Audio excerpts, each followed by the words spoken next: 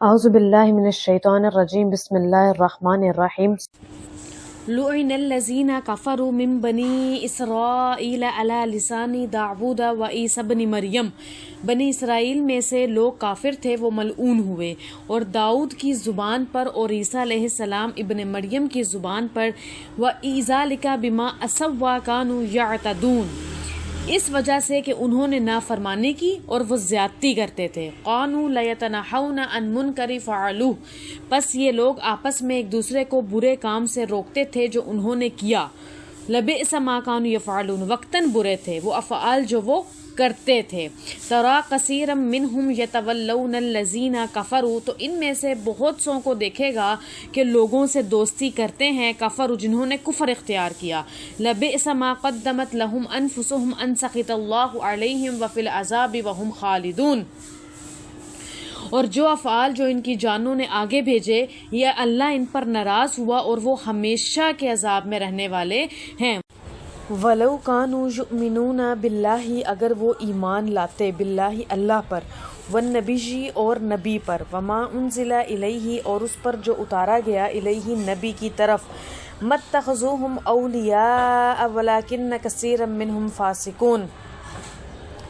تو کافروں کو دوست نہ بناتے، لیکن بہت سے لوگ ان میں سے فرما برداری سے خارج ہیں۔ تو ان آیات میں بنی اسرائیل کی ملعونیت اور ان کی مغضوبیت کا ذکر ہے، اور ان کی بدعمالیوں کا تذکرہ فرمایا کہ ان بدعمالیوں میں سے ایک یہ ہے کہ آپس میں ایک دوسرے کو گناہ کے کام سے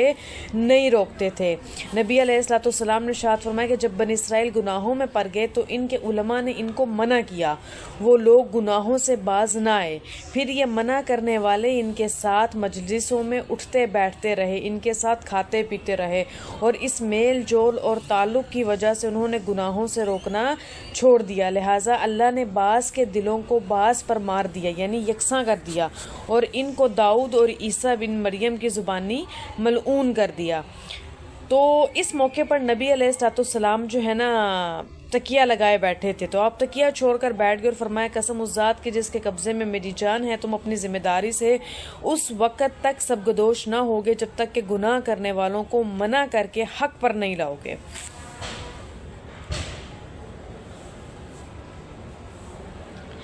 تو عبداللہ ابن مسعود سے روایت ہے، نبی کریم صلی اللہ علیہ وسلم نے ارشاد فرمایا بلا شبہ سب سے پہلے جو بنی اسرائیل میں نقص وارد ہوا وہ یہ تھا کہ ایک شخص دوسرے سے ملاقات کرتا اور اسے گناہ پر دیکھتا تھا تو کہتا تھا کہ اللہ سے ڈرو اور یہ کام چھوڑ دو کیونکہ وہ تیرے لیے حلال نہیں، پھر کل کو ملاقات کرتا اور گناہ میں مشغول پاتا تو منع نہیں کرتا تھا کیونکہ اس کے ساتھ کھانے پینے اٹھنے بیٹھنے میں شرکت کرنے والا آدمی ہوتا تھا۔ سو جب انہوں نے ایسا کیا تو اللہ نے ان کے دلوں کو آپس میں ایک دوسرے پر مار دیا، یعنی کہ یکساں کر دیا۔ پھر آپ صلی اللہ علیہ وسلم نے آیت بالا لعن الذین کفروا سے فاسقون تک تلاوت فرمائی، پھر خوب اچھی طرح کہا کہ سمجھ لو اللہ کی قسم تمہاری یہ ذمہ داری ہے کہ تم امر بالمعروف کرتے رہو اور نہی عن المنکر کرتے رہو، اور ظالم کا ہاتھ پکڑتے رہو اور اسے حق پر جماتے رہو اور برائی سے اس کو روکتے رہو۔ لَتَجِدَنَّ أَشَدَّ النَّاسِ عَدَاوَةً لِلَّذِينَ آمَنُوا الْيَهُودَ وَالَّذِينَ أَشْرَكُوا وَلَا تَجِدَنَّ أَقْرَبَهُمْ مَوَدَّةً لِلَّذِينَ آمَنُوا الَّذِينَ قَالُوا إِنَّا نَصَارَىٰ، تو اہل ایمان کے لیے سب سے زیادہ دشمن یہودیوں اور مشرکین کو پائے گا، اور ضرور بضرور اہل ایمان سے محبت میں سب سے زیادہ قریب تر ان لوگوں کو پائے گا جنہوں نے کہا ہم نصارہ ہیں۔ ذالک بأن منہم قسیسین ورہبانا وانہم لا یستکبرون، یہ اس وجہ سے کہ ان میں علماء ہیں اور درویش ہیں اور وہ تکبر نہیں کرتے۔ تو ان آیات میں اول تو یہ کہا کہ آپ اہل ایمان کے سب سے زیادہ سخت ترین دشمن یہودیوں کو اور ان لوگوں کو پائیں گے جو مشرک ہیں، اور یہ بات روز روشن کی طرح واضح ہے۔ مشرکین مکہ نے جو حضرات صحابہ پر ظلم ڈھائے تو وہ معروف بھی ہیں اور مشہور ہیں، اور جہاں کہیں بھی مشرکین ہیں وہ اب بھی مسلمانوں کے بدترین دشمن ہیں، اور تاریخ کے ہر دور میں ان کی دشمنی بڑھ چڑھ کر رہی ہے۔ جب نبی کریم صلی اللہ علیہ وسلم اور آپ کے صحابہ نے جو ہے وہ مکہ مکرمہ سے مدینہ منورہ ہجرت کی تو یہودیوں نے سخت دشمنی کا اظہار کیا، تو یہ لوگ بہت سے مدینہ منورہ میں رہتے تھے۔ نبی کریم صلی اللہ علیہ وسلم کی جو ہے وہ نعت اور صفات جو ان سے پہلے معلوم تھی، تورات شریف انہوں نے پڑھ رکھی تھی، تو جب ان کو آپ صلی اللہ علیہ وسلم کو پہچان لیا تو تب یہ آپ کے دشمن ہو گئے اور بہت زیادہ دشمنی پر انہوں نے کمر باندھ دی، یہاں تک کہ آپ علیہ السلام کو نعوذ باللہ قتل کرنے کا مشورہ کر لیا، آپ کو زہر بھی دیا اور آپ پر جادو بھی کیا، مشرکین مکہ کو جا کر جنگ کے لیے آمادہ کیا۔ تو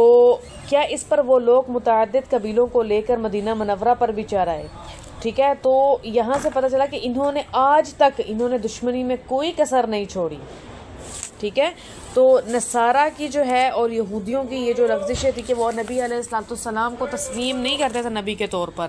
وَإِذَا سَمِعُوا مَا أُنزِلَ إِلَى الرُّسُولِ تَرَىٰ أَعْيُنَهُمْ تَفِيضُ مِنَ الدَّمْعِ مِمَّا عَرَفُوا مِنَ الْحَقِّ، اور جب انہوں نے اس چیز کو سنا جو نازل کی گئی رسولوں کی طرف تو دیکھے گا ان کی آنکھیں آنسوؤں سے بہہ رہی ہیں، اس وجہ سے کہ انہوں نے حق کو پہچان لیا۔ یقولون، اور کہتے ہیں، ربنا، اے ہمارے رب، آمنا، ہم ایمان لے آئے، فاکتبنا مع الشاہدین، سو آپ ہمیں لکھ دیجئے تصدیق کرنے والوں میں سے، گواہوں میں سے۔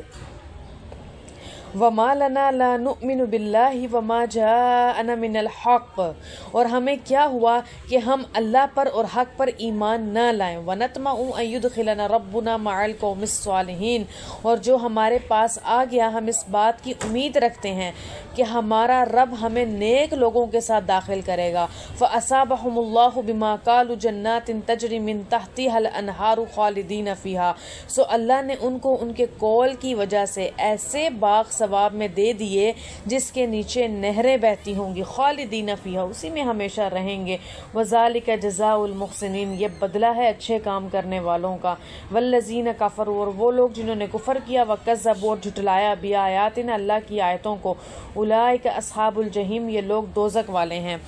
تو جب نبی کریم صلی اللہ علیہ وسلم نے اسلام کی دعوت دینا شروع کی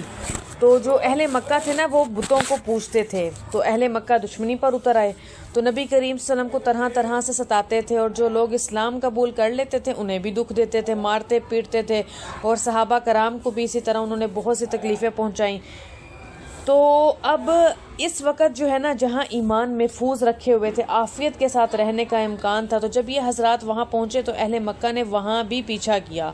حبشہ کے پاس شکایت لے کر گئے، لیکن اس نے ان لوگوں کی بات نہیں مانی۔ مہاجرین میں نبی کریم صلی اللہ علیہ وسلم کے چچا زاد بھائی جعفر بن ابی طالب، یہ حضرات وہاں کئی سال امن و امان کے ساتھ رہے۔ پھر جعفر رضی اللہ عنہ وہاں سے نبی کریم کی خدمت میں حاضری کے لیے آئے،